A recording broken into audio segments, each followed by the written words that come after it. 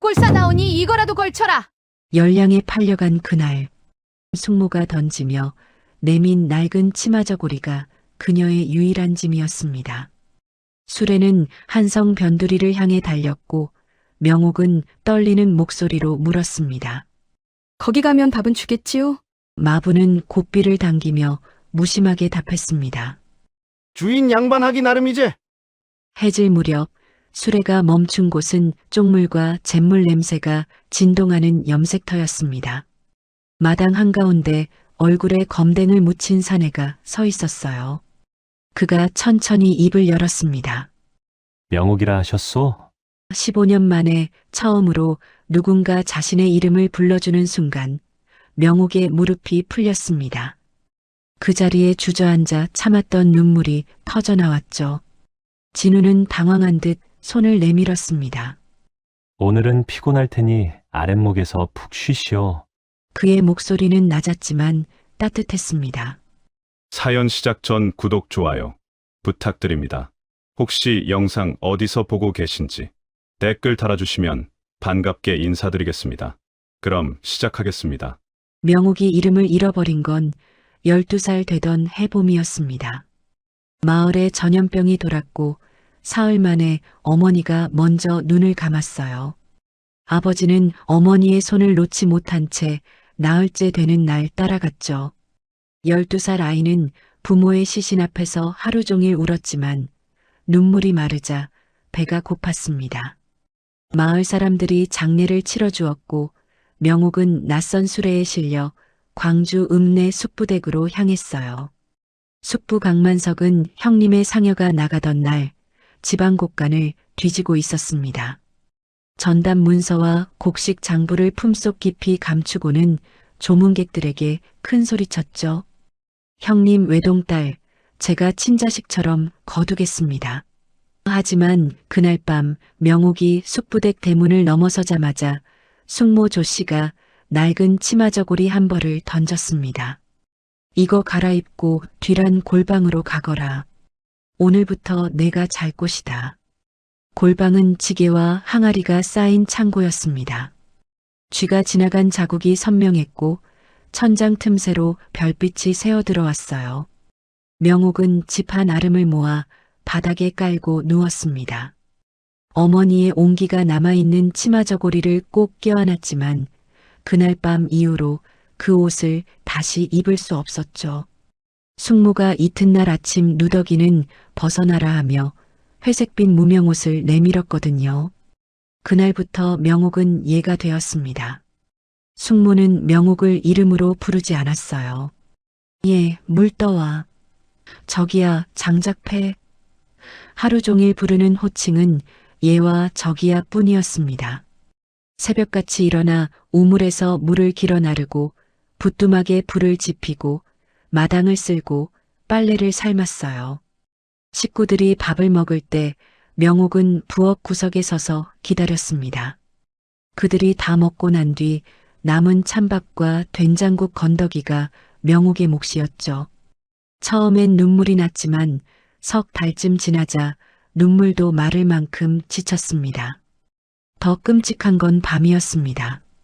저녁상을 치우고 설거지를 끝내면 숙모가 명옥을 골방으로 불렀어요. 오늘은 이만큼 해야 한다. 숙모는 비단 꾸러미와 바늘, 실을 던지듯 건넸습니다. 삭바느질이었죠. 동네 부잣집 치마저고리를 밤새 박아야 했어요. 명옥의 손가락은 이미 난일로 굳어 있었지만 촛불 아래 바늘을 잡고 또 잡았습니다. 한 땀 한 땀 박을 때마다 손가락 끝이 찔렸고 피가 비단에 묻을까봐 헝겊으로 감쌌어요. 새벽닭이 올 때까지 바느질을 해야 겨우 한 벌이 완성되었습니다. 품삯은 30푼이다. 숙모는 명옥이 정성껏 지은 옷을 낚아채듯 가져가며 말했습니다. 내가 먹고 자는 게 다 공짜인 줄 아느냐? 하지만 명옥은 그 돈을 한 번도 만져보지 못했어요. 숙부가 매번 품삯을 챙겨 노름판으로 달려갔거든요. 한 달에 15셀을 바느질하면 2냥이 넘게 벌렸지만 명옥의 손에 남는 건 바늘 자국뿐이었습니다. 세월은 그렇게 흘렀습니다. 12살이 15이 되고 15이 20살이 되었어요. 명옥의 몸은 자라지 못했습니다. 밥을 제대로 먹지 못해 키는 작았고 몸은 앙상했죠. 하지만 바느질 솜씨만큼은 점점 더 정교해졌습니다. 손가락 마디마다 굳은 살이 박혔고 바늘 끝이 손가락을 뚫고 지나가도 이젠 피도 나지 않았어요. 숙모는 쓸모는 있구나 하며 더 많은 일감을 가져왔고 숙부는 더 큰 노름판을 찾아다녔습니다. 그러던 어느 날 숙부가 술에 취해 대문을 박차고 들어왔습니다. 얼굴이 벌겋게 달아올라 있었고 손은 부들부들 떨렸어요. 숙모가 마당에 나가 물었습니다. 또 얼마를 잃었소? 숙부는 벽에 기대며 중얼거렸죠. 10량. 10량을 갚아야 한다. 숙모의 얼굴이 하얗게 질렸습니다. 그들이 골방 문을 열고 명옥을 내려다봤을 때 명옥은 등골이 서늘해지는 걸 느꼈어요. 사흘 뒤 숙부가 명옥을 마당으로 불러냈습니다. 옆에는 낯선 중년 남자가 서 있었어요. 한성 염색터에서 안주인이 필요하단다. 숙부의 목소리는 떨렸지만 단호했습니다.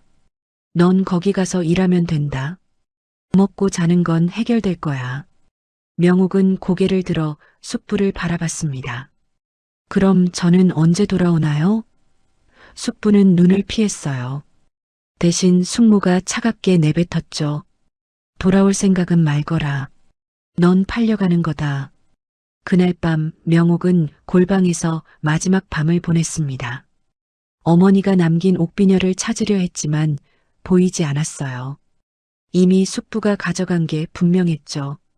손에 남은 건 낡은 치마 저고리 한 벌과 바늘 몇 개가 든 보따리뿐이었습니다. 명옥은 보따리를 껴안고 눈을 감았지만 잠은 오지 않았어요. 15년 동안 예로 살았던 이 집을 떠나는데 왜 가슴 한구석이 텅 빈 것만 같은지 알 수 없었습니다. 다음 날 새벽 수레가 대문 앞에 섰습니다. 마부가 채찍을 들고 기다렸고 숙부는 명옥을 수레에 밀어넣듯 태웠어요. 숙모는 끝까지 얼굴도 내밀지 않았습니다. 수레가 움직이기 시작했고 명옥은 뒤를 돌아봤어요. 15년을 살았던 집이 점점 작아졌습니다. 그 집 어디에도 명옥이란 이름은 남아있지 않았죠. 한성까지는 이틀이 걸렸습니다. 수레는 낮에만 달렸고 밤엔 주막에서 쉬었어요. 명옥은 마당 한구석 처마 밑에서 몸을 웅크렸습니다. 하늘에 별이 총총했지만 어머니와 함께 봤던 그 별들은 보이지 않았어요. 이틀째 되는 날 해질 무렵 수레가 멈췄습니다. 여기가 염색터요. 마부의 말에 명옥은 천천히 수레에서 내렸습니다. 코를 찌르는 쪽물 냄새가 가장 먼저 다가왔습니다. 마당 한쪽엔 큰 가마솥이 놓여 있었고 빨랫줄엔 여러 색깔의 비단이 펄럭이고 있었어요. 그 앞에 한 사내가 서 있었습니다. 얼굴엔 검댕이 묻어 있었지만 눈빛만큼은 맑았어요. 그가 천천히 다가왔습니다. 명옥이라 하셨소? 그 한마디에 명옥의 무릎이 꺾였습니다. 15년 만에 처음으로 누군가 자신을 이름으로 불러준 거였어요. 명옥은 그 자리에 주저앉아 울었습니다. 참았던 눈물이 한꺼번에 터져 나왔고 어깨가 들썩였어요. 진우는 당황한 듯 한 걸음 물러섰다가 다시 다가왔습니다. 오늘은 피곤할 테니 아랫목에서 푹 쉬시오. 그의 손이 명옥의 팔을 부축했고 명옥은 비틀거리며 일어났어요. 진우는 안채로 명옥을 안내했습니다. 방은 따뜻했고 이불은 깨끗했어요. 내일 아침 밥 지어드리겠습니다. 명옥이 떨리는 목소리로 말했지만 진우는 고개를 저었습니다. 그럴 필요 없소. 천천히 쉬시오. 다음 날 아침 명옥이 눈을 떴을 때 해는 이미 중천에 떠 있었습니다. 급히 일어나 방문을 열자 마루에 밥상이 놓여 있었어요. 하얀 쌀밥과 된장찌개, 나물 반찬이 정갈하게 차려져 있었습니다. 명옥은 손을 떨며 숟가락을 들었어요. 15년 동안 찬밥과 국물만 먹었던 명옥에게 그 하얀 쌀밥은 꿈만 같았습니다. 첫 숟가락을 입에 넣는 순간 눈물이 또 흘렀어요. 밥알이 목구멍을 넘어갈 때마다 가슴이 뜨거워졌습니다. 입맛에 맞소? 진우가 마루 끝에 앉아 물었습니다. 명옥은 고개를 들지 못하고 대답했어요. 예, 감사합니다. 진우는 잠시 명옥을 바라보다가 일어섰습니다. 천천히 드시오. 오늘은 쉬어도 돼요. 그는 마당으로 나가 염색일을 시작했어요. 명옥은 밥을 다 먹고 나서도 한참을 그 자리에 앉아 있었습니다. 이게 꿈인지 현실인지 구분이 되지 않았거든요. 해가 지고 밤이 되었습니다. 명옥은 방 안에서 어찌할 바를 몰라 문틈으로 밖을 내다봤어요. 진우는 마루에 자리를 폈고 이불을 덮고 누웠습니다. 방 안으로 들어오지 않았어요. 명옥은 문을 살짝 열고 물었습니다. 거기서 주무시려고요? 진우가 대답했습니다. 마루가 편하오. 부인은 푹 쉬시오. 명옥은 천천히 문을 닫았습니다. 가슴속 어딘가에서 무언가가 녹아내리기 시작했어요. 그날 밤 명옥은 15년 만에 처음으로 편안하게 잠들었습니다. 명옥이 염색터에서 맞이한 첫 일주일은 낯선 자유에 적응하는 시간이었습니다. 진우는 매일 아침 밥상을 차려주었고 명옥이 설거지를 하려 하면 천천히 하시오 하며 말렸어요. 숙부댁에서 새벽부터 밤까지 쉴 틈 없이 일했던 명옥에게 이 고요한 시간은 오히려 불안했습니다. 뭔가를 해야 할 것 같았지만 무엇을 해야 할지 몰라 방안을 서성였어요. 손은 자꾸만 바늘을 찾았고 몸은 익숙한 노동을 갈구했습니다. 사흘째 되던 날 진우가 안채 마루에 커다란 보따리를 풀어놓았습니다. 형형색색의 비단 꾸러미가 쏟아져 나왔어요. 연두색, 분홍색, 하늘색, 자주색. 명옥은 한 번도 입어본 적 없는 색깔들이었죠. 이걸로 하고 싶은 걸 하시오. 진우의 말에 명옥은 비단을 쓰다듬었습니다. 제가 뭘 해도 되나요? 목소리가 떨렸어요. 진우는 고개를 끄덕였습니다. 당신이 원하는 거라면 뭐든지요. 명옥은 그날부터 바느질을 시작했습니다. 하지만 이번엔 달랐어요. 숙모가 시킨 삭바느질이 아니라 자신을 위한 바느질이었습니다. 손가락이 바늘을 잡는 순간 15년의 기억이 밀려왔지만 명옥은 멈추지 않았어요. 한 땀 한 땀 정성스럽게 박아나갔습니다. 연두색 비단으로 저고리를 만들고 분홍색 비단으로 치마를 지었어요. 밤새 작업을 하는데도 손가락이 아프지 않았습니다. 이번엔 누가 강요한 일이 아니었으니까요. 일주일 뒤 명옥은 처음으로 염색터 일을 거들기 시작했습니다. 진우가 말리지 않았어요. 도와주시면 고맙겠소. 그의 말에 명옥은 마당으로 나갔습니다. 큰 가마솥에서 쪽물이 보글보글 끓고 있었고 잿물 냄새가 코를 찔렀어요. 진우는 명옥에게 비단을 물에 담그는 법을 가르쳐 주었습니다. 천천히 고르게 담가야 색이 고르게 듭니다. 명옥은 그의 말을 따라 조심스럽게 비단을 쪽물에 넣었어요. 비단이 물에 잠기자 흰색이 서서히 푸른빛으로 변했습니다. 명옥은 숨을 죽이고 그 광경을 지켜봤어요. 마법 같았습니다. 하얀 천이 아름다운 색으로 태어나는 순간이었죠. 이렇게 아름다운 일이 있었구나. 명옥은 중얼거렸습니다. 진우가 옆에서 웃었어요. 당신의 바느질 솜씨와 합치면 한성 최고의 옷이 탄생할 거요. 명옥은 날마다 염색터 일에 익숙해졌습니다. 비단을 말리고 쪽물을 들이고 색이 잘 빠지도록 물에 헹구는 일까지 배웠어요. 손은 쪽물로 푸르게 물들었지만 그 색깔이 싫지 않았습니다. 오히려 자신이 무언가를 만들어내고 있다는 증거 같았어요.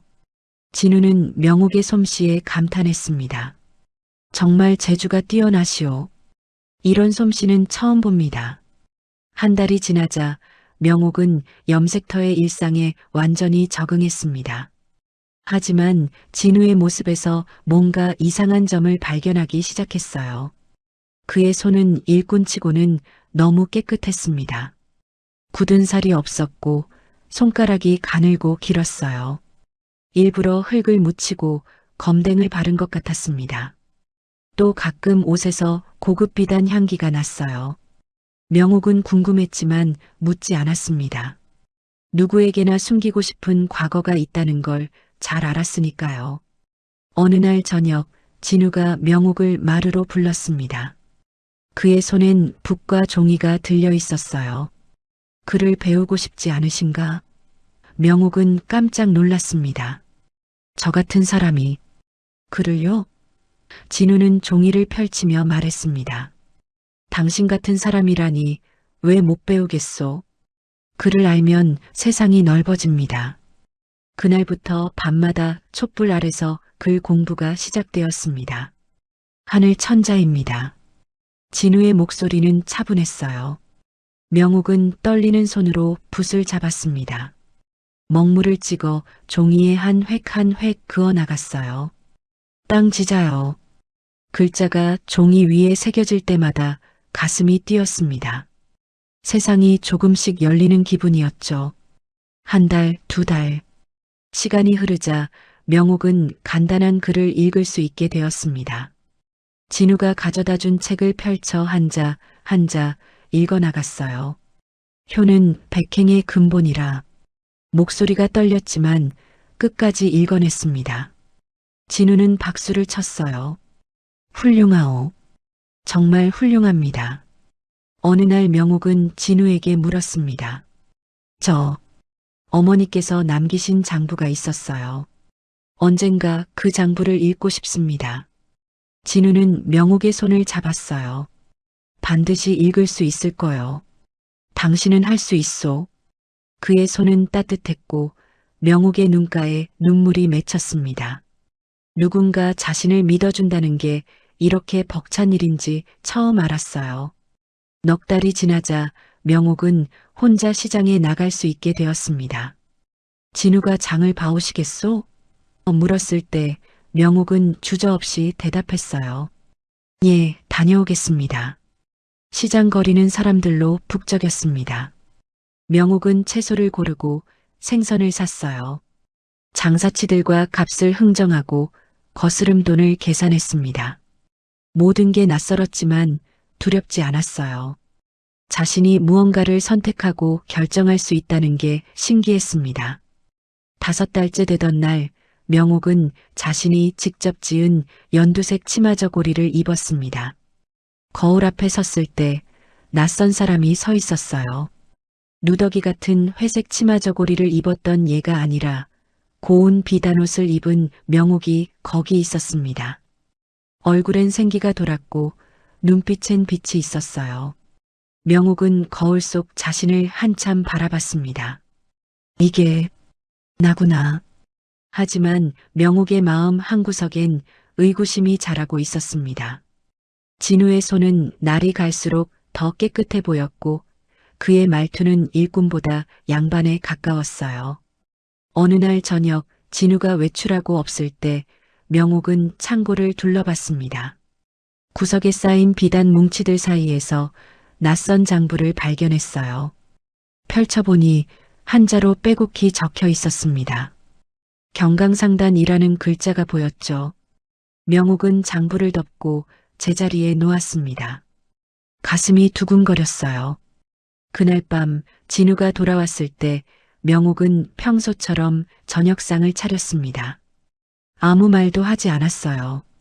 하지만 밥을 먹는 내내 진우의 손을 훔쳐봤습니다. 그 깨끗한 손, 굳은 살 하나 없는 손. 진우는 누구일까요? 왜 염색터에 숨어 지내는 걸까요? 명옥은 묻고 싶었지만 입을 열지 못했습니다. 진우에게도 말할 수 없는 사연이 있을 거라 생각했어요. 6달이 지났습니다. 명옥은 이제 염색터 일을 혼자서도 할 수 있었어요. 쪽물을 끓이고 비단을 염색하고 햇볕에 말리는 일까지 익숙해졌습니다. 진우는 명옥의 성장을 흐뭇하게 지켜봤어요. 당신은 정말 대단한 사람이요. 이렇게 빨리 배우다니. 명옥은 고개를 숙였습니다. 서방님께서 잘 가르쳐 주셨습니다. 7달째 명옥은 처음으로 자신의 작품을 시장에 내놓았습니다. 진우가 염색한 하늘색 비단으로 지은 치마 저고리였어요. 시장 아낙네들이 몰려들었습니다. 이게 누가 만든 거요? 솜씨가 예사롭지 않은데? 명옥은 떨리는 목소리로 대답했어요. 제가 지었습니다. 그날 치마 저고리는 2냥에 팔렸습니다. 명옥이 숙부댁에서 밤새 일해도 한 냥이었는데 이번엔 자신의 손에 직접 돈까지 쥐어졌어요. 8달째 주문이 쏟아지기 시작했습니다. 그 솜씨 좋은 아낙네가 만든 옷을 사고 싶소. 명옥은 하루에 한 벌씩 정성껏 옷을 지었어요. 한 벌에 한 냥을 받았고 한 달에 20벌을 팔았습니다. 20냥이 모였어요. 명옥은 떨리는 손으로 돈을 세었습니다. 동전 10냥, 자신의 몸값이었죠. 9달째 되던 날 명옥은 진우 앞에 동전을 내놓았습니다. 서방님, 이걸 받아주세요. 진우는 고개를 저었어요. 왜 이러시오? 명옥은 눈물을 참으며 말했습니다. 제 몸값입니다. 이제 갚겠습니다. 진우는 명옥의 손을 잡았어요. 당신은 처음부터 물건이 아니었소. 이 돈은 당신 것이오. 명옥은 그날 밤 진우의 품에 안겨 한참을 울었습니다. 15년간 쌓였던 모든 서름이 한꺼번에 터져 나왔어요. 진우는 명옥의 등을 쓰다듬으며 말했습니다. 당신은 자유로운 사람이요. 앞으로도 당신이 원하는 삶을 사시오. 명옥은 고개를 끄덕였습니다. 가슴속 깊은 곳에서 무언가가 완전히 녹아내렸어요. 그날 밤 명옥은 처음으로 명옥이라는 이름으로 살아가고 있다는 확신을 가졌습니다. 1년이 되던 날 아침 명옥은 평소처럼 일찍 일어나 밥을 지었습니다. 쌀을 씻고 물을 붓고 가마솥에 불을 지폈어요. 밥이 뜸을 들이는 동안 된장찌개를 끓였습니다. 1년 전 이 집에 처음 왔을 때 떨리던 손은 이제 익숙하게 국자를 저었어요. 진우가 마루로 나왔을 때 상이 이미 차려져 있었습니다. 오늘이 꼭 1년이 되는 날이요. 진우가 말했습니다. 명옥은 고개를 들었어요. 벌써 그렇게 됐나요? 진우는 품속에서 작은 보자기를 꺼냈습니다. 이걸 받아주시오. 보자기를 풀자 은으로 만든 매화 비녀가 나왔어요. 섬세한 꽃잎 하나하나가 살아있는 듯 했습니다. 명옥은 숨을 죽였어요. 어머니의 옥비녀 이후 처음 보는 비녀였습니다. 이제 당신은 이 집의 진짜 안주인이요. 진우의 목소리는 단호했습니다. 명옥은 비녀를 받아들며 손을 떨었어요. 서방님, 진우는 명옥의 머리에 직접 비녀를 꽂아 주었습니다. 매화는 추운 겨울을 이기고 피는 꽃이요. 당신처럼요. 명옥의 눈가에 눈물이 맺혔습니다. 그 눈물은 슬픔이 아니라 감사였어요. 그날 이후 명옥의 바느질 솜씨는 한성 전역에 소문이 났습니다. 시장 아낙네 하나가 명옥이 지은 치마 저고리를 입고 나타났을 때 다른 아낙네들이 몰려들었어요. 어디서 지으셨소? 솜씨가 예사롭지 않은데 누구 손인가? 소문은 입에서 입으로 퍼졌습니다. 한성 변두리 염색터에 손재주 좋은 아낙네가 산다는 이야기였죠. 한 달도 안 돼서 주문이 폭주하기 시작했습니다. 아침마다 대문 앞에 사람들이 줄을 섰어요. 치마 저고리 한 벌 부탁하오. 홀례복을 맡기고 싶소. 명옥은 하나하나 정성껏 받아 적었습니다. 이름을 묻고 치수를 재고 원하는 색깔을 물었어요. 이제 한 벌에 두 냥이 되어 돌아왔습니다. 2달이 지나자 명옥의 손은 쉴 틈이 없었습니다. 낮엔 염색터이를 거들고 밤엔 바느질을 했어요. 하지만 이번엔 달랐습니다. 숙부댁에서 강요당한 노동이 아니라 자신이 선택한 일이었죠. 바늘을 잡을 때마다 가슴이 뛰었고 한 땀 한 땀 박을 때마다 뿌듯함이 밀려왔어요. 손가락엔 여전히 바늘 자국이 있었지만 그 자국이 이젠 자랑스러웠습니다. 3달 만에 명옥은 50냥을 모았습니다. 작은 나무 상자에 동전을 가득 채웠어요. 명옥은 진우 앞에 상자를 내밀었습니다. 서방님, 이번엔 정말 받아주셔야 합니다. 진우는 상자를 열어보고는 한숨을 내쉬었어요. 왜 이리 고집이 세시오? 명옥은 눈을 마주쳤습니다. 제가 자유로운 사람이라는 걸 증명하고 싶어요. 진우는 한참을 명옥을 바라보다가 상자를 밀어냈습니다. 당신은 처음부터 물건이 아니었소. 이 돈은 당신 것이니 당신이 쓰시오. 명옥은 고개를 저었어요. 그럼 같이 씁시다. 이 집을 위해서요. 진우는 결국 웃으며 고개를 끄덕였습니다. 그러시오. 당신 뜻대로 하시오. 하지만 명옥은 날이 갈수록 진우의 행동에서 이상한 점을 발견했습니다. 외출이 잦아졌어요. 장을 보러 간다고 했지만 돌아올 때 손엔 아무것도 들려있지 않았습니다.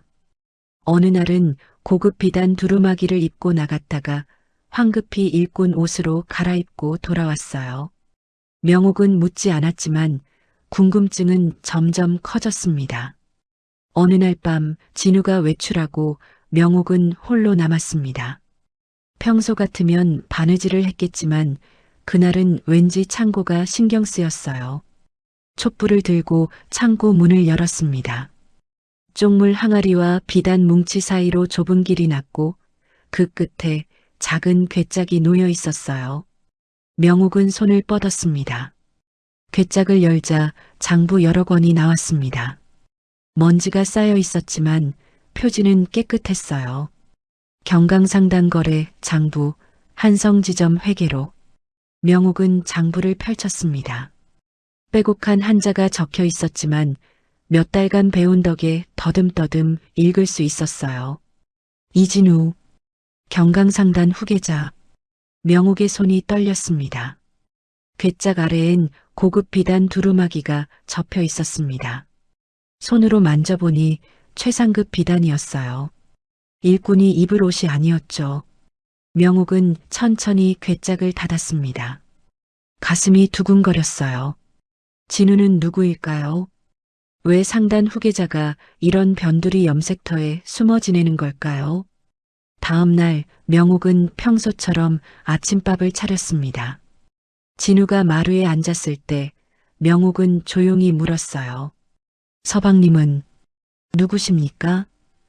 진우의 젓가락이 멈췄습니다. 한참의 침묵이 흘렀어요. 진우는 천천히 젓가락을 내려놓았습니다. 알아버렸구려. 진우는 한숨을 내쉬며 말하기 시작했습니다. 나는 경강상단의 후계자요. 아버지께서 세우신 상단이었지만 대행수가 된 숙부가 상단을 망치고 있었소. 명옥은 숨죽여 들었어요. 부정한 거래, 횡령, 뇌물. 아버지의 뜻을 저버리는 일들이었소. 그래서 이곳에 숨어들었소. 증거를 모으기 위해서요. 진우는 명옥을 바라봤습니다. 3년간 이곳에서 일꾼 행세를 하며 장부를 모았소. 상단의 모든 부정을 파헤쳤소. 명옥은 고개를 끄덕였어요. 그럼 저는 진우가 명옥의 손을 잡았습니다. 당신을 만난 건 우연이 아니었소. 진우는 1년 전 일을 이야기했습니다.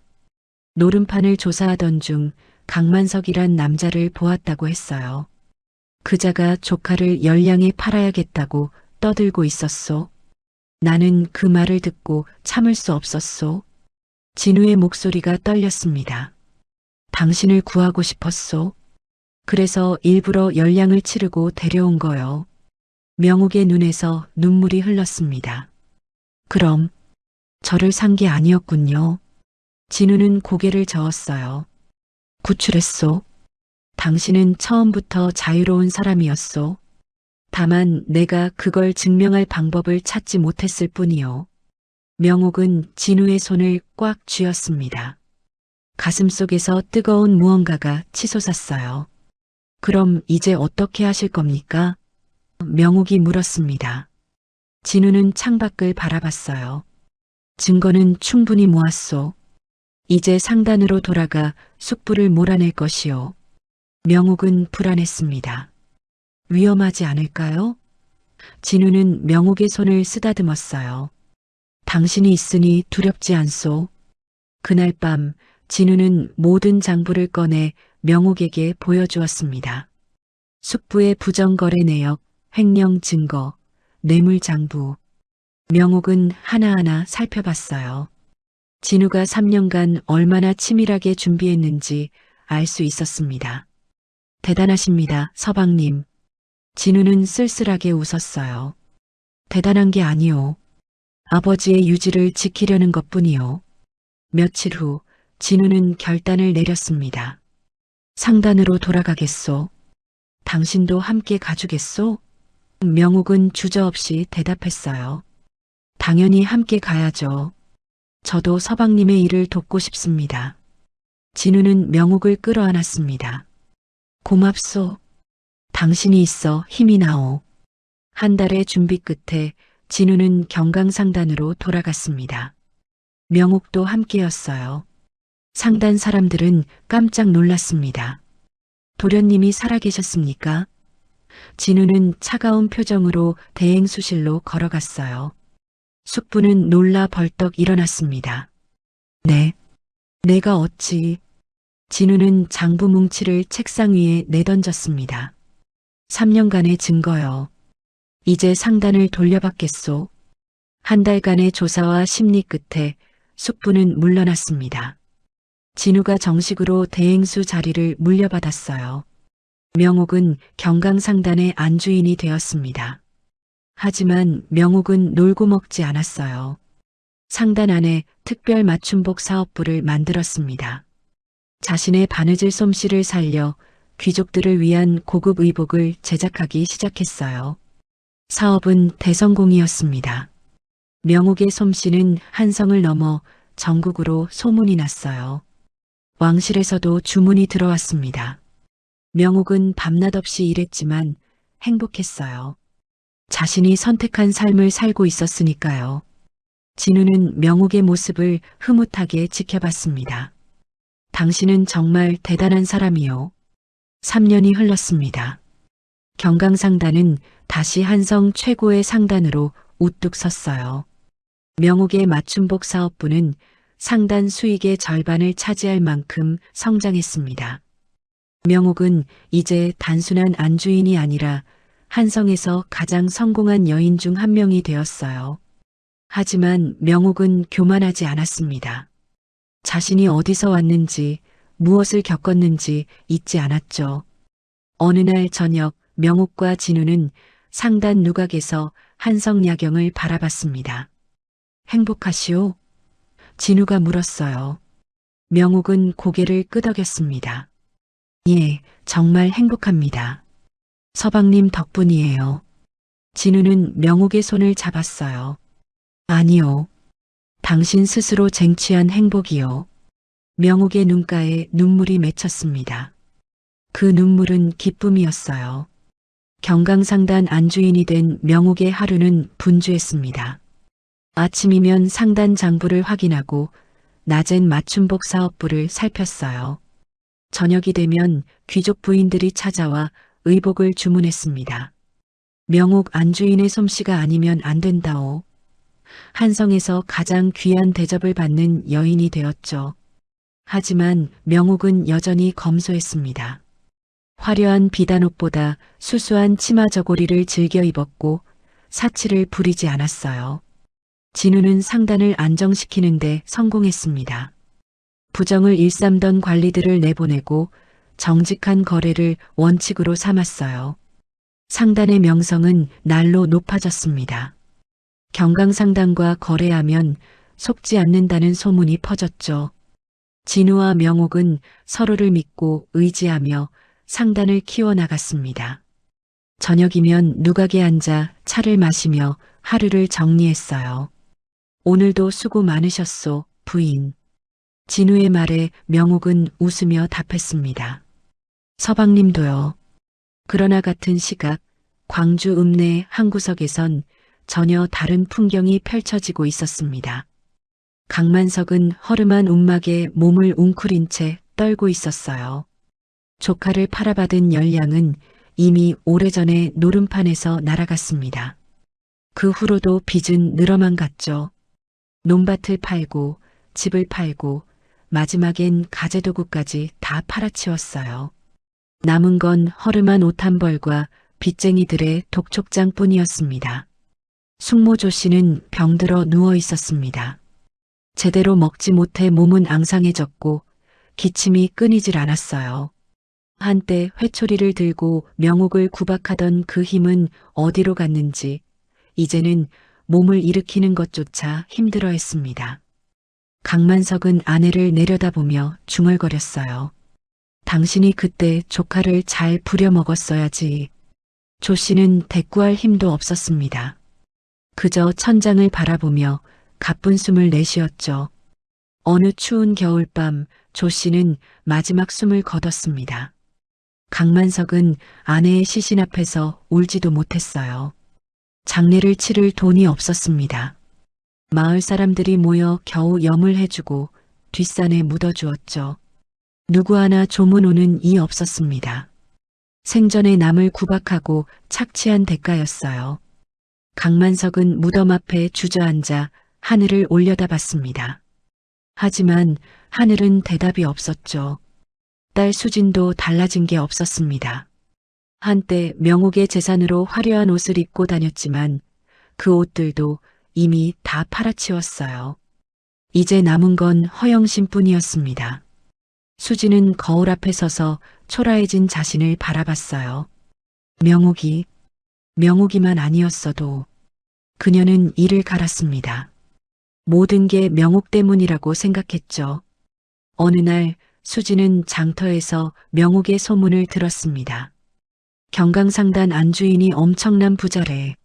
맞춤복 사업으로 떼돈을 번다더군. 수진의 얼굴이 일그러졌어요. 자신은 이렇게 비참한데 명옥은 안주인이 되어 잘 살고 있다니. 질투와 증오가 가슴속에서 타올랐습니다. 수지는 아버지에게 달려갔습니다. 아버지, 명옥이 한성에서 부자로 산대요. 강만석의 눈빛이 번뜩였어요. 뭐라고? 수지는 장터에서 들은 이야기를 쏟아냈습니다. 강만석은 주먹을 쥐었죠. 그년이 감히. 하지만 이내 힘이 빠졌습니다. 자신은 이미 아무것도 아닌 거지 신세였으니까요. 아버지, 가만히 있을 겁니까? 수진이 부추겼습니다. 명옥이 우리 집안 재산을 훔쳐서 달아난 거라고 소문을 내면 어떻겠어요? 강만석은 눈을 가늘게 떴어요. 그게 먹히겠느냐? 수지는 비웃듯 웃었습니다. 명옥이 뭔데요? 원래 우리 집 식모였잖아요. 소문만 잘 퍼뜨리면 돼요. 그날부터 수지는 한성 장터를 돌아다니며 거짓 소문을 퍼뜨렸습니다. 경강상단 안주인이 원래 도둑이래. 집안 재산을 훔쳐서 달아난 년이라더군. 장터 아낙네들은 수군거렸어요. 수지는 몇 푼 안 되는 돈을 긁어 모아 화려한 옷을 빌려 입고 다녔습니다. 내가 바로 피해자의 친딸이요. 사람들은 수진의 말을 믿기 시작했죠. 소문은 빠르게 퍼졌습니다. 처음엔 작은 소리였지만 점점 커졌어요. 경강상단 안주인이 원래 천민 출신이래. 재산을 훔쳐서 부자 행세를 한대. 귀족 부인들 사이에서도 수군거림이 시작되었습니다. 명옥은 소문을 듣고 가슴이 철렁했어요. 하지만 진우는 태연했습니다. 개 짖는 소리에 신경 쓸 필요 없소. 그러나 소문은 계속 커졌습니다. 한 달이 지나자 상단에까지 영향을 미치기 시작했어요. 경강상단과 거래하는 게 옳은가? 일부 거래처에서 주문을 취소했습니다. 명옥은 불안했어요. 자신 때문에 진우와 상단이 피해를 입고 있었죠. 서방님, 제가 물러나는 게 낫지 않을까요? 진우는 명옥의 손을 꽉 잡았습니다. 절대 안 돼요. 당신은 아무 잘못이 없소. 어느 날 밤 명옥은 홀로 앉아 생각에 잠겼습니다.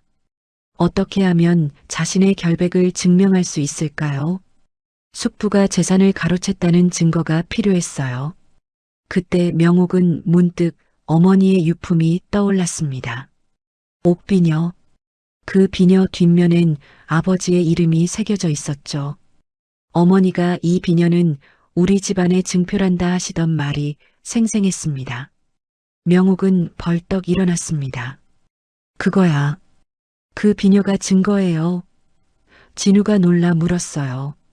무슨 비녀 말이오? 명옥은 급히 설명했습니다. 어머니께서 남기신 옥비녀요. 뒷면에 아버지 이름 강성문이 새겨져 있어요. 그게 우리 집안 재산의 증표였어요. 진우는 고개를 끄덕였습니다. 그럼 그 비녀를 찾아야겠군. 하지만 어디 있을지. 명옥의 목소리가 떨렸습니다. 진우는 생각에 잠겼어요. 틀림없이 숙부가 가지고 있을 것이요. 그렇게 귀한 물건을 버릴 리 없소. 명옥은 고개를 끄덕였습니다. 전당포에 팔았을 수도 있어요. 진우는 결심한 듯 말했습니다. 한성의 모든 전당포를 뒤지겠소. 하지만 쉽지 않았습니다. 한성엔 전당포가 수십 곳이었고 매일 수많은 물건이 들어왔다 나갔어요. 진우는 사람을 풀어 조사했지만 옥비녀는 보이지 않았습니다. 명옥은 초조했어요. 소문은 점점 더 커지고 있었고 상단의 피해도 늘어갔죠. 한 달이 지났습니다. 명옥은 거의 포기할 뻔했어요. 하지만 진우는 포기하지 않았습니다. 반드시 찾을 것이요. 당신의 명예를 되찾아드릴 것이요. 명옥은 진우의 손을 꽉 잡았습니다. 고맙습니다, 서방님. 진우는 명옥의 머리를 쓰다듬었어요. 당신은 내 부인이요. 당신을 지키는 건 당연한 일이요. 그러던 어느 날 명옥은 혼자 장을 보러 나갔습니다. 진우가 말렸지만 명옥은 고집을 부렸어요. 집에만 있으면 미칠 것 같아요. 잠깐만 다녀올게요. 명옥은 수건으로 얼굴을 가리고 장터로 향했습니다. 사람들 사이를 조용히 걸었어요. 그때였습니다. 골목길 모퉁이에서 낯익은 목소리가 들렸어요. 이 비녀 얼마나 받을 수 있소? 명옥은 걸음을 멈췄습니다. 그 목소리, 숙부였어요. 명옥은 조심스럽게 모퉁이로 다가갔습니다. 숙부와 수진이 전당포 앞에 서 있었어요. 수진의 손엔 무언가 반짝이는 게 들려 있었습니다. 명옥의 심장이 쿵쾅거렸습니다. 가까이 다가가 보니 그것은 옥비녀였어요. 어머니의 비녀. 15년 만에 다시 보는 그 비녀였습니다. 명옥은 숨을 죽였어요. 전당포 주인이 비녀를 살펴보며 말했습니다. 좋은 옥이긴 한데 주인 각인이 있으니 값을 깎아야겠소. 강만석이 급히 말했어요. 각인? 무슨 각인? 전당포 주인이 비녀를 뒤집어 보였습니다. 여기 봐요. 강성문이라고 새겨져 있소. 명옥은 온몸이 떨렸어요. 바로 그거였습니다. 아버지의 이름이 새겨진 증거. 명옥은 더 이상 참을 수 없었습니다. 앞으로 나서며 외쳤어요. 그 비녀 내려놓으세요.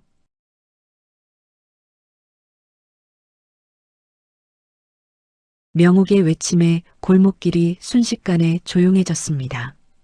강만석과 수진이 동시에 고개를 돌렸어요. 수건으로 얼굴을 가린 여인이 떨리는 손을 뻗으며 다가오고 있었습니다. 강만석의 얼굴이 하얗게 질렸어요. 그 목소리, 잊을 수 없는 목소리였습니다. 명옥은 수건을 벗어던지며 한 걸음 더 다가섰죠. 그 비녀는 제 어머니 것입니다. 수진이 비녀를 품속 깊이 감추며 소리쳤습니다. 무슨 헛소리야. 이건 우리 집 물건이야. 하지만 그녀의 목소리는 떨리고 있었어요. 전당포 주인이 난처한 표정으로 두 사람을 번갈아 봤습니다. 사람들이 하나둘 모여들기 시작했죠. 무슨 일이요?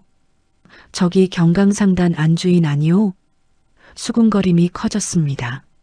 명옥은 천천히 수진에게 다가갔습니다. 한 걸음 한 걸음 내디딜 때마다 가슴이 두근거렸어요. 그 비녀 뒷면을 보세요. 아버지 이름 강성문이 새겨져 있을 겁니다. 수진의 얼굴이 창백해졌습니다. 강만석이 급히 나섰어요. 그게 무슨 증거가 되느냐? 성문이가 우리 형님 아니더냐? 명옥은 멈추지 않았습니다. 수진 앞까지 다가서서 손을 내밀었어요. 그럼 당당하게 보여주세요. 각인을 확인시켜주세요. 수진은 뒤로 물러섰습니다. 비녀를 움켜쥔 손이 부들부들 떨렸죠. 명옥의 눈에서 눈물이 흘렀습니다.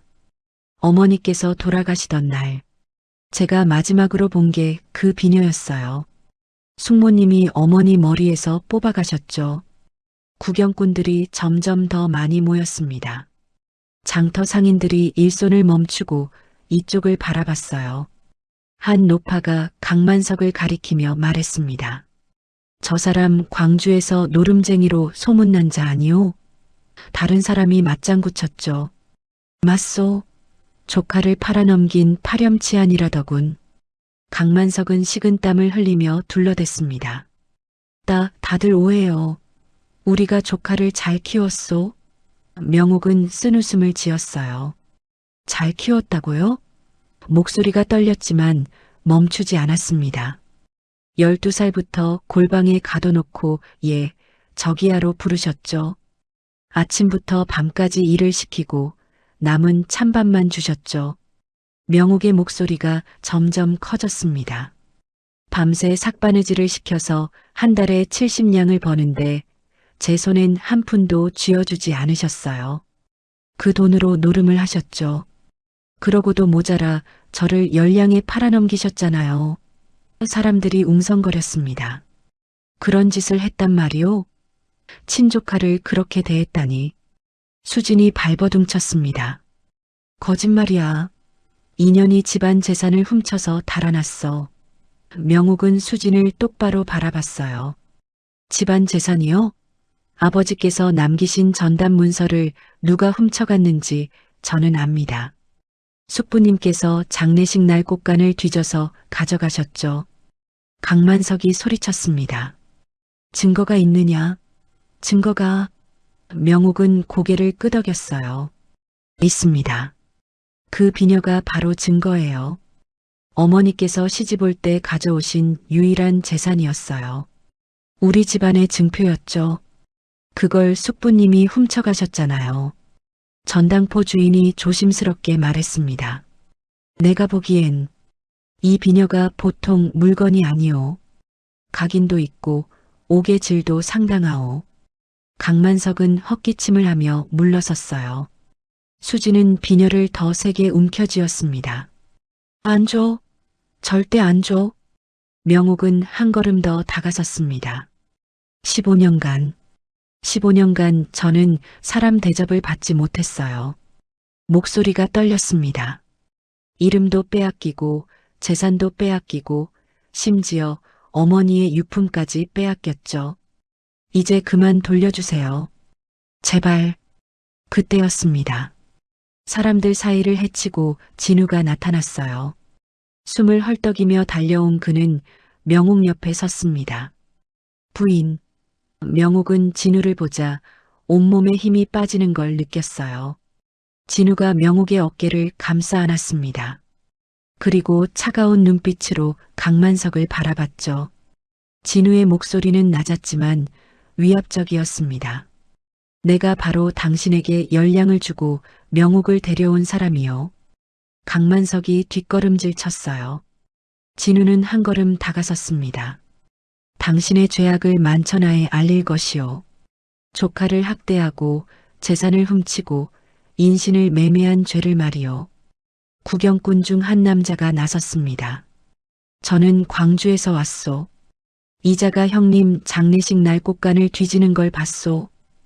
또 다른 여인이 말했어요. 저 딸녀는 한 달 전부터 장터를 돌아다니며 거짓 소문을 퍼뜨렸소. 증인들이 하나둘 나타나기 시작했습니다. 수지는 당황해서 비녀를 땅에 떨어뜨렸습니다. 옥비녀가 돌바닥에 부딪히며 맑은 소리를 냈어요. 명옥은 몸을 굽혀 비녀를 집어들었습니다. 15년 만에 다시 손에 쥐어진 어머니의 유품. 손이 떨렸어요. 비녀를 뒤집어 보니 익숙한 각인이 그대로 있었습니다. 강성문. 아버지의 이름이었죠. 명옥은 비녀를 가슴에 꽉 안았습니다. 눈물이 주르르 흘러내렸어요. 진우가 명옥의 등을 토닥였습니다. 이제 괜찮소? 당신의 것을 되찾았소. 명옥은 고개를 끄덕이며 울었습니다. 기쁨과 슬픔이 뒤섞인 눈물이었어요. 그때 포졸들이 달려왔습니다. 진우가 미리 관아에 고발해둔 터였어요. 강만석과 강수진을 체포하라. 포졸들이 두 사람을 에워쌌습니다. 강만석은 바닥에 주저앉으며 애걸했어요. 명옥아, 명옥아, 제발. 하지만 명옥은 고개를 돌렸습니다. 더 이상 들어줄 말이 없었죠. 수진이 소리쳤습니다. 이건 말도 안 돼. 우리가 뭘 잘못했어. 포졸 하나가 차갑게 말했어요. 인신매매와 재산 횡령, 명예훼손. 죄목이 한두 가지가 아니오. 수진의 얼굴이 흙빛으로 변했습니다. 포졸들이 두 사람의 팔을 붙잡았어요. 강만석은 끌려가면서도 명옥을 바라봤습니다. 제발 한 번만 용서해다오. 명옥은 그를 똑바로 바라봤어요. 용서요? 목소리는 차가웠습니다. 용서를 빌기엔 너무 늦었습니다. 15년 동안 단 한 번도 미안하다는 말 안 하셨잖아요. 포졸들이 두 사람을 끌고 가기 시작했습니다.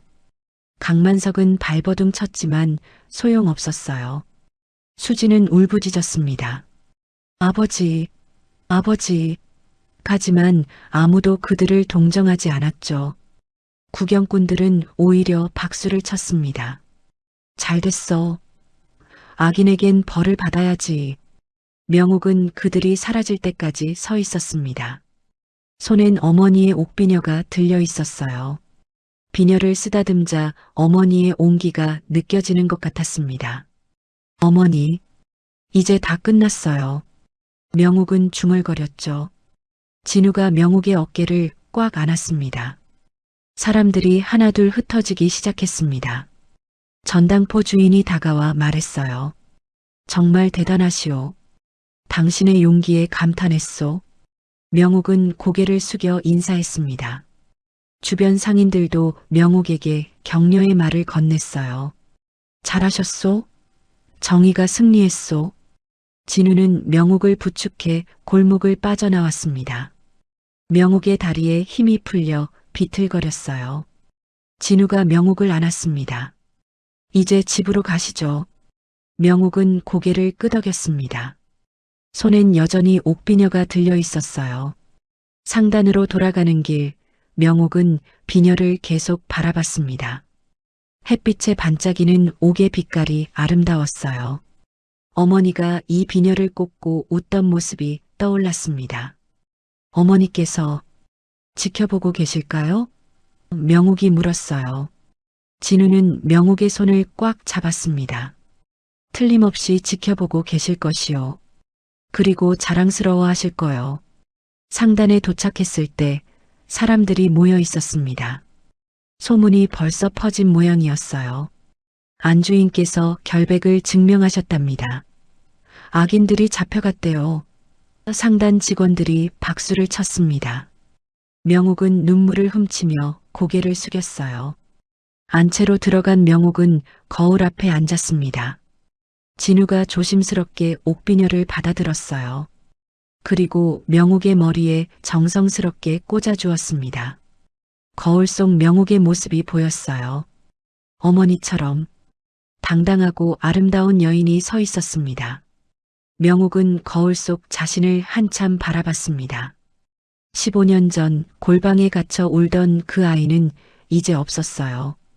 대신 자신의 힘으로 일어선 여인이 거기 있었습니다. 비녀가 햇빛에 반짝였어요. 명옥은 손으로 비녀를 만지며 미소 지었습니다. 이제 정말 끝이네요. 진우가 명옥의 어깨에 손을 얹었습니다. 아니요. 이제 시작이요. 명옥은 진우를 올려다봤어요. 시작이라뇨? 진우는 따뜻하게 웃었습니다. 당신의 진짜 인생이 이제 시작되는 거요. 명옥의 눈에서 또 눈물이 흘렀습니다. 하지만 이번엔 기쁨의 눈물이었어요. 그날 밤 명옥은 옥비녀를 베개 옆에 두고 잠들었습니다. 어머니의 온기가 느껴지는 것 같았어요. 꿈속에서 어머니가 웃으며 손을 흔들었습니다. 명옥도 웃으며 손을 흔들었죠. 어머니, 저 이제 괜찮아요. 정말 괜찮아요. 사흘 후 한성부 관아 앞엔 사람들이 인산인해를 이뤘습니다. 경강상단 안주인 재판이 오늘 열린대. 악질 숙부를 처벌한다더군. 소문을 듣고 몰려든 백성들로 관아 마당이 가득 찼어요. 명옥은 진우와 함께 관아로 들어섰습니다. 손엔 어머니의 옥비녀가 들려 있었어요. 비녀를 만질 때마다 떨림이 가라앉았습니다. 관아 안으로 들어서자 판관이 높은 자리에 앉아 있었습니다. 엄숙한 표정에 위험이 느껴졌어요. 한쪽엔 강만석과 수진이 포박당한 채 무릎 꿇고 있었습니다. 강만석의 얼굴은 초췌했고 수진은 고개를 떨구고 있었어요.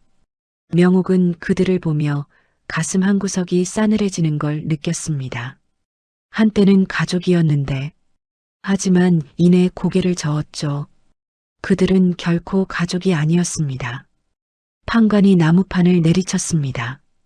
조용히 하라. 웅성거리던 사람들이 입을 다물었어요. 판관이 장부를 펼쳐들며 말했습니다. 강만석과 강수진을 재산 횡령, 인신매매, 명예훼손 혐의로 신문하겠다. 고발인 이진우와 피해자 명옥은 앞으로 나오라.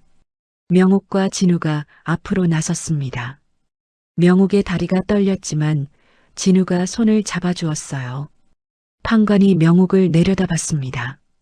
피해자 명옥, 고소 내용을 진술하라. 명옥은 심호흡을 했습니다. 목소리가 떨렸지만 또박또박 말하기 시작했어요. 12살 때 부모님을 여의고 숙부댁으로 갔습니다.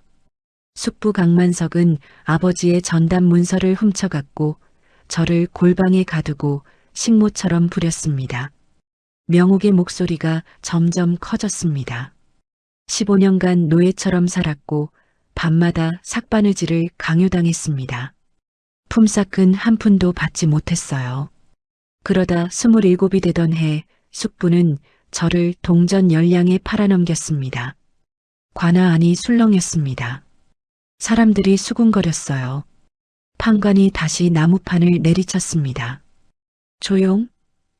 그리고 강만석을 노려봤죠. 피고인 사실이냐?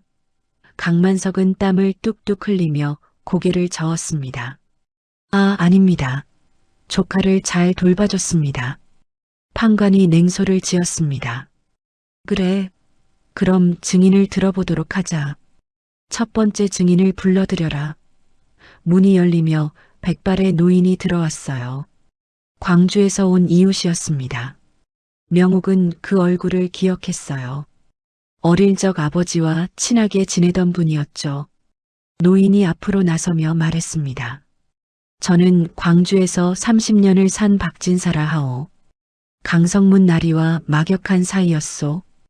판관이 고개를 끄덕였어요. 진술하라. 노인은 강만석을 가리켰습니다. 저자가 형님 장례식 날 곡간을 뒤지는 걸 똑똑히 봤소. 전담 문서를 품속에 넣고 달아나더이다. 강만석이 소리쳤습니다. 거짓말이오. 이 늙은이가 헛것을 봤소. 노인은 침착하게 말했어요. 나뿐만 아니오. 마을 사람 서너시 함께 봤소. 그때 우리가 막으려 했지만 당신은 내가 형님 재산을 관리하겠다며 버텼소. 판관이 장부에 기록하며 물었습니다. 그 후는 어찌 되었느냐? 노인은 한숨을 쉬었습니다. 그 뒤로 명옥 아가씨를 한 번도 보지 못했소. 골방에 가뒀다는 소문만 들었을 뿐이요. 명옥의 눈에서 눈물이 흘렀어요. 노인은 명옥을 바라보며 말했습니다. 아가씨, 그때 더 적극적으로 막지 못해 미안하오. 판관이 다음 증인을 불렀습니다. 두 번째 증인. 중년 여인이 들어왔어요. 장터에서 옷감을 파는 안악이었습니다. 저는 한성 장터에서 장사를 하는 김씨라 하오. 한 달 전부터 저 여자가, 여인은 수진을 가리켰습니다. 장터를 돌아다니며 경강상단 안주인을 헐뜯는 걸 봤소. 수진이 고개를 들며 외쳤습니다. 그게 뭐가 잘못됐어요? 사실을 말한 거예요. 판관이 눈을 가늘게 떴어요. 사실? 무슨 사실? 수진은 주춤했습니다. 명옥이 우리 집 재산을 훔쳐서. 판관이 손을 들어 말을 끊었습니다. 증거가 있느냐? 수진은 입을 다물었습니다. 아무 대답도 할 수 없었어요. 판관이 냉정하게 말했습니다. 증거도 없이 남을 헐뜯는 것은 명백한 범죄다. 계속 진행하겠다. 세 번째 증인이 들어왔습니다. 노름판 주인이었어요. 뚱뚱한 몸집에 날카로운 눈빛을 가진 사내였습니다. 저는 한성 뒷골목에서 노름판을 운영하는 최 씨요. 사내가 강만석을 가리켰습니다. 저자는 단골이요. 3년 전부터 거의 매일 왔소. 판관이 물었어요. 얼마나 잃었느냐? 사내는 손가락을 꼽았습니다. 적어도 5열량은 될 거요. 마지막엔 조카를 팔아서라도 빚을 갚겠다고 떠들었소. 강만석의 얼굴이 창백해졌습니다. 그는 바닥을 내려다보며 입술을 깨물었어요. 진우가 앞으로 나섰습니다. 판관님, 제가 직접 목격한 바를 진술하겠습니다. 판관이 고개를 끄덕였어요. 진우는 또렷한 목소리로 말했습니다. 3년 전 저는 부정을 조사하기 위해 염색터에 숨어 지냈습니다. 그 과정에서 노름판을 조사하던 중 강만석을 만났습니다. 진우는 강만석을 바라봤어요. 그가 조카를 열량에 팔 사람을 찾는다고 떠들길래 저는 명옥을 구하기 위해 열량을 치렀습니다. 매매가 아니라 구출이었습니다. 판관이 흥미로운 표정을 지었습니다. 계속하라. 진우는 명옥을 돌아봤어요. 명옥은 1년 동안 제 염색터에서 자유롭게 살았습니다. 스스로 일하고 스스로 돈을 벌었습니다. 강만석에게 학대당한 흔적이 역력했습니다. 손가락마다 바늘 자국이 있었고 영양실조로 몸이 야위었습니다. 명옥은 손을 내려다봤습니다. 손가락 마디마다 여전히 자국이 남아 있었어요. 판관이 명옥에게 물었습니다. 손을 보여라. 명옥은 두 손을 내밀었습니다. 판관이 자세히 살펴보더니 눈살을 찌푸렸어요. 이건 오랜 기간 혹사당한 흔적이다. 판관이 다시 강만석을 노려봤습니다. 아직도 할 말이 있느냐? 강만석은 고개를 저었어요. 말문이 막혔습니다. 판관이 명옥에게 물었습니다. 증거물이 있다고 들었는데 제출하라. 명옥은 떨리는 손으로 옥비녀를 꺼냈습니다. 햇빛에 비녀가 반짝였습니다. 명옥이 비녀를 판관에게 건네며 말했어요. 이것은 어머니께서 시집올 때 가져오신 유일한 재산입니다. 우리 집안의 증표예요. 판관이 비녀를 받아들고 살펴봤습니다. 뒷면을 뒤집자 각인이 보였어요. 강성문. 이게 내 아버지 이름이냐? 명옥은 고개를 끄덕였습니다. 예, 판관님. 아버지께서 어머니께 주신 것입니다. 뒷면에 이름을 새기셨어요. 판관은 비녀를 햇빛에 비춰봤습니다. 각인이 또렷했어요. 세월이 흘렀어도 지워지지 않은 증거였죠. 판관이 강만석에게 물었습니다. 이 비녀가 어떻게 내 손에 들어왔느냐? 강만석은 입을 열지 못했습니다. 수진이 대신 소리쳤어요. 그건 원래 우리 집 물건이었어요. 판관이 냉정하게 말했습니다. 형수의 유품을 훔친 것 아니냐? 수진은 할 말을 잃었어요. 강만석은 바닥에 머리를 박으며 울먹였습니다. 죄송합니다. 죄송합니다. 판관이 나무판을 3개 내리쳤습니다. 이토록 명백한 증거가 있는데 어찌 발뺌하느냐? 관아 안이 조용해졌어요. 판관은 장부를 덮으며 선고를 시작했습니다. 강만석, 내 죄를 낱낱이 밝히겠다. 판관의 목소리가 관아에 울려 퍼졌습니다. 첫째, 형의 재산을 횡령한 죄. 둘째, 조카를 학대하고 노예처럼 부린 죄. 셋째, 조카를 인신매매한 죄. 넷째, 형수의 유품을 훔친 죄. 판관은 숨을 고르고 계속했어요. 이 모든 죄를 종합하여 강만석은 곤장 80대와 유배 3년에 처한다. 관아 밖에서 환호성이 터졌습니다. 강만석은 바닥에 주저앉아 울부짖었어요. 제발 용서해 주십시오. 판관이 차갑게 말했습니다. 법은 엄정하다. 용서는 없다. 그리고 수진을 향해 말했죠. 강수진, 너 역시 죄가 가볍지 않다.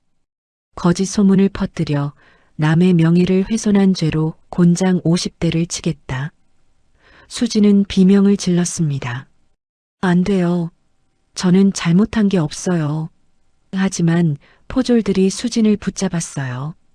판관이 마지막으로 선언했습니다. 그리고 강만석이 횡령한 모든 재산은 본래 주인인 명옥에게 돌려준다. 명옥은 그 자리에 무릎을 꿇었습니다.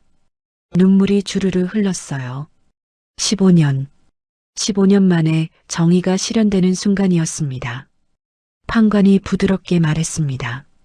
명옥, 고개를 들어라. 내가 겪은 고통에 대해 나라가 사죄한다. 명옥은 천천히 고개를 들었습니다. 판관이 옥비녀를 돌려주며 말했어요. 이제 당당히 살아가거라. 내 것을 되찾았으니. 명옥은 비녀를 받아들고 가슴에 안았습니다. 진우가 명옥을 부축해 일으켰어요. 명옥은 진우의 품에 안겨 한참을 울었습니다. 포졸들이 강만석과 수진을 끌고 나가기 시작했습니다. 강만석이 명옥을 향해 고개를 돌리며 애걸했어요. 명옥아, 제발 한 번만 용서해다오. 명옥은 그를 똑바로 바라봤습니다. 눈물은 그쳤고 표정은 단호했어요. 용서를 빌기엔 너무 늦었습니다. 숙부님. 명옥의 목소리는 떨리지 않았습니다. 15년 동안 단 한 번도 미안하다고 하지 않으셨잖아요. 이제 와서 용서를 구하는 건 비겁합니다. 강만석은 고개를 떨구었어요. 포졸들이 그를 끌고 관아 밖으로 나갔습니다. 명옥은 진우의 손을 잡고 관아를 나섰습니다. 밖엔 사람들이 박수를 치며 환호하고 있었어요. 정의가 이겼소. 악인은 벌을 받는 법이요. 명옥은 사람들에게 고개를 숙여 인사했습니다. 손엔 어머니의 옥비녀가 들려 있었어요. 비녀가 햇빛에 반짝이며 빛났습니다. 재판이 끝나고 한 달이 지났습니다. 명옥은 되찾은 전담 문서를 손에 쥐고 한참을 바라봤어요. 아버지의 필적이 남아있는 오래된 종이었습니다. 구겨지고 변색되었지만 여전히 또렷하게 강성문이라는 이름이 적혀 있었죠. 명옥은 문서를 조심스럽게 펼쳐 책상 위에 놓았습니다. 진우가 옆에 앉아 명옥의 손을 잡았어요. 이 재산으로 무엇을 하고 싶으신가? 진우가 물었습니다. 명옥은 잠시 생각에 잠겼어요. 창밖으론 한성 거리가 보였습니다. 바쁘게 오가는 사람들, 장사하는 상인들, 그리고 구석에 웅크린 아이들. 명옥의 시선이 골목 모퉁이에 멈췄어요. 누더기를 걸친 아이 둘이 서로 몸을 기대고 있었습니다. 명옥은 그 모습에서 옛날의 자신을 봤죠. 고아원을 세우고 싶어요. 명옥의 목소리는 단호했습니다. 진우는 놀라지 않았어요. 오히려 미소를 지었습니다. 역시 당신다운 생각이요. 명옥은 진우를 바라봤어요. 이름 없이 사는 아이들.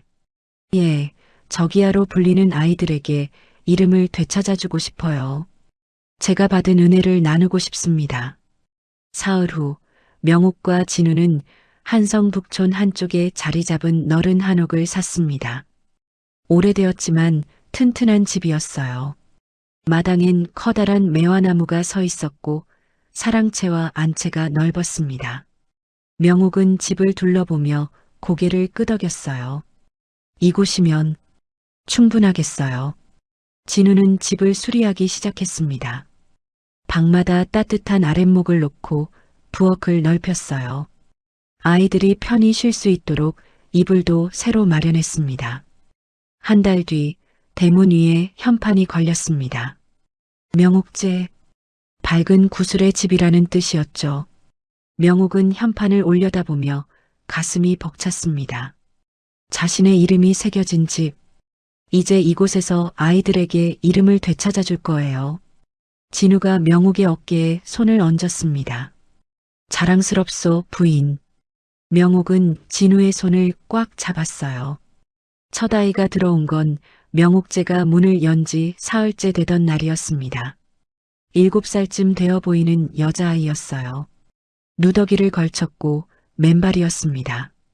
명옥이 대문을 열자 아이는 겁먹은 눈으로 뒤로 물러섰죠. 명옥은 무릎을 꿇고 아이와 눈높이를 맞췄습니다. 이리 오렴. 무섭지 않아. 아이는 주저하다가 한 걸음 다가왔어요. 내 이름이 뭐니? 명옥이 부드럽게 물었습니다. 아이는 고개를 저었어요. 몰라요. 아무도 안 불러줘요. 명옥의 가슴이 먹먹해졌습니다.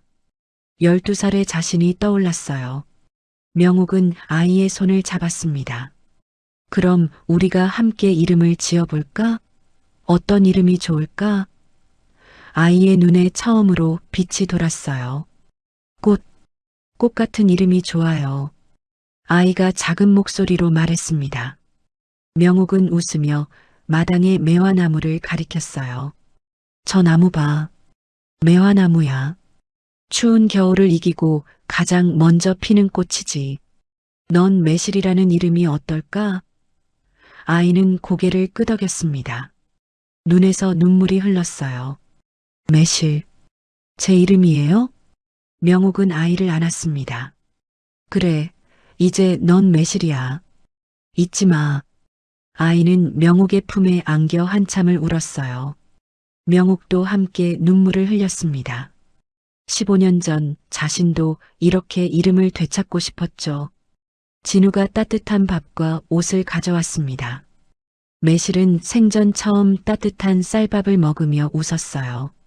그 후로 아이들이 하나둘 모여들었습니다. 한 달에 5명, 석 달에 15명. 1년이 지나자 명옥제엔 20명의 아이들이 살게 되었어요. 명옥은 아이들 하나하나에게 이름을 지어주었습니다. 넌 봄이야. 넌 하늘이고, 넌 별이란다. 아이들은 자신의 이름을 부를 때마다 환하게 웃었습니다. 명옥은 아이들에게 바느질을 가르쳤습니다. 안채 큰 방에 아이들을 모아 앉히고 바늘과 실을 나눠줬어요. 천천히 해. 다치지 않게 조심하고. 명옥의 목소리는 부드러웠습니다. 아이들은 서툴렀지만 열심히 따라했어요. 한 땀 한 땀 박아 나가는 모습을 보며 명옥은 뿌듯했습니다. 자신처럼 강요받는 노동이 아니라 스스로 배우는 기술이었으니까요. 진우는 아이들에게 글을 가르쳤습니다. 사랑채에서 촛불을 켜고 천자문을 펼쳤어요. 하늘 천자다. 아이들이 따라 읽었습니다. 천. 진우는 하나하나 정성껏 가르쳤어요. 명옥도 틈틈이 아이들 곁에 앉아 함께 글을 익혔습니다. 배움의 기쁨을 아는 명옥이었기에 아이들에게도 그 기쁨을 나누고 싶었죠. 계절이 바뀌고 또 바뀌었습니다. 명옥제의 아이들은 점점 밝아졌어요. 처음 왔을 때 겁먹은 표정이었던 아이들이 이제는 마당을 뛰어다니며 웃었습니다. 매실아, 같이 놀자. 봄아, 이리 와. 아이들이 서로의 이름을 부르는 소리가 집안 가득 울려 퍼졌어요. 명옥은 그 소리를 들으며 행복했습니다. 어느 봄날 아침 명옥은 몸이 좋지 않았습니다. 속이 메스꺼웠고 밤 냄새가 역했어요. 진우가 걱정하며 의원을 불렀습니다. 의원이 맥을 짚어보더니 빙그레 웃었어요. 경사입니다, 안주인. 태기가 있으신 듯합니다. 명옥은 눈이 휘둥그레졌습니다. 진우는 명옥의 손을 꽉 잡았어요. 정말이요? 10달이 흘렀습니다. 명옥의 배는 점점 불러왔고 명옥제 아이들은 동생을 기다리며 설레었어요. 이모, 아기가 언제 나와요? 남자아이예요? 여자아이예요? 명옥은 배를 쓰다듬으며 웃었습니다. 조금만 기다려. 곧 만날 수 있을 거야.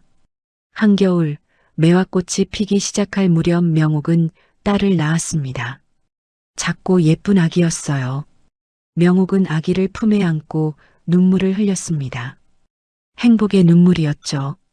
진우는 아기의 작은 손을 잡으며 말했어요. 이름을 매화라고 짓겠소. 겨울을 이기고 피어나는 꽃처럼 우리 딸도 강하게 자라길 바라오. 명옥은 고개를 끄덕였습니다. 매화, 좋은 이름이에요. 아기는 엄마의 품에서 평화롭게 잠들었어요. 명옥제 아이들이 방문 밖에서 조용히 기다리고 있었습니다. 진우가 문을 열자 아이들이 조심스럽게 들어왔어요. 이모, 아기 봐도 돼요? 명옥은 웃으며 손짓했습니다. 그럼 조용히 보렴. 아이들은 아기 주변에 모여 앉았습니다. 작은 손, 작은 발, 살며시 감긴 눈. 아이들은 숨죽여 바라봤어요. 매실이 작은 목소리로 물었습니다. 이모, 아기 이름이 뭐예요? 명옥이 대답했어요. 매화야. 너희 동생이란다. 아이들은 박수를 쳤습니다.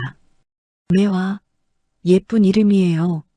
세월은 빠르게 흘렀습니다. 매화가 돌이 되고 3살이 되었어요. 명옥제의 아이들도 자라서 하나둘 세상으로 나갔습니다. 바느질을 배운 아이는 한성 최고의 바느질 장인이 되었고 글을 배운 아이는 서당 훈장이 되었어요. 명옥은 아이들이 떠날 때마다 꼭 안아주며 말했습니다. 내 이름을 절대 잊지 마. 당당하게 살아가렴. 아이들은 명옥에게 절을 하고 떠났습니다. 하지만 명절이 되면 꼭 찾아왔어요. 이모, 저 잘 살고 있어요.